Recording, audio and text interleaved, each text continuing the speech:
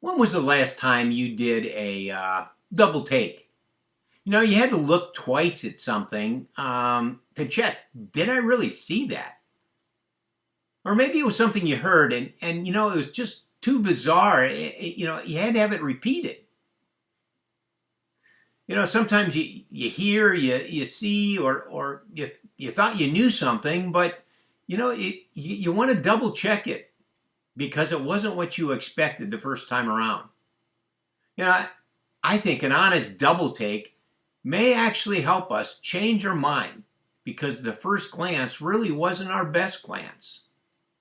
I've been following some of the Tokyo Olympics, and a number of times I had to really re-watch what I thought I saw. I mean, did you see Suni Lee in her floor routine? She does this double forward layout. I mean, it's just amazing. And then swimmer Bobby Finks, his comeback, from fourth place to first place in the 800 freestyle. Wow. I had to rewatch both of those just to grasp the enormity of what they just accomplished. Pause and pivot around this exercise of doing a double take.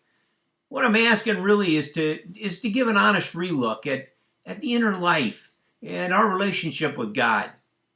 In the Bible, there's this ancient case study. It's, I think, pretty instructive. And it's a short historical narrative about this guy, Jonah, and in the city of what's modern day Mosul, Iraq. And among the many themes, one is that, this catalyst, this outcome of an honest double take of life and a view of God. Really, by privilege and ethnicity, many thought, well, he was really advantaged, but man, was he way off base at where he landed because he didn't give that double look, and maybe that's true with you. We think we've got God all figured out. We think we've got it all together, but then bam, you know what? It's time for an honest relook. And I think there's some real lessons from his life. First of all, that, sometimes the catalyst for a double take is a crisis. That was surely true with Jonah. Even though he had this great encounter with God, his life was lived this self-absorbed, and the circumstances in his life began to go dark, and really life hung in balance. I think a good takeaway from that is, why wait for a crisis to happen? Do the double take now. Save yourself the pain. I love that verse that says, seek the Lord while he may be found. That's a great application.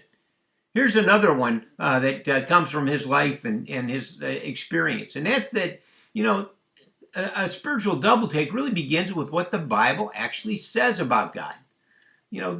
Wow, so often we assume and we make it up and, I heard it from somebody and this is what I thought the Bible said. But, look again. I mean, we've got sports replays that help us rewatch the sports. Well, why not open the book up for yourself and read it for yourself?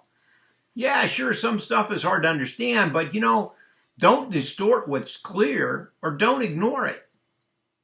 Here's another lesson from his experience.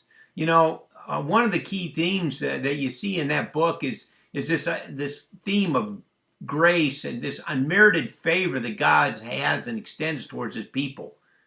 Jonah was way off track. He chose to go the other way and ignore it. He didn't revere that encounter that he had with God. At first he thought it didn't matter, but later on he does a double take, and here's what he said. He says, I will look again at your holy temple.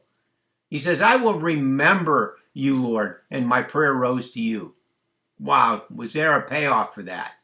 When it comes to life and our relationship with God, avoid the crisis. Look again at what he says and then align yourself. God's grace is available and allows us to do that. If you want to talk more and have questions, hey, hit that contact coach button and let's talk.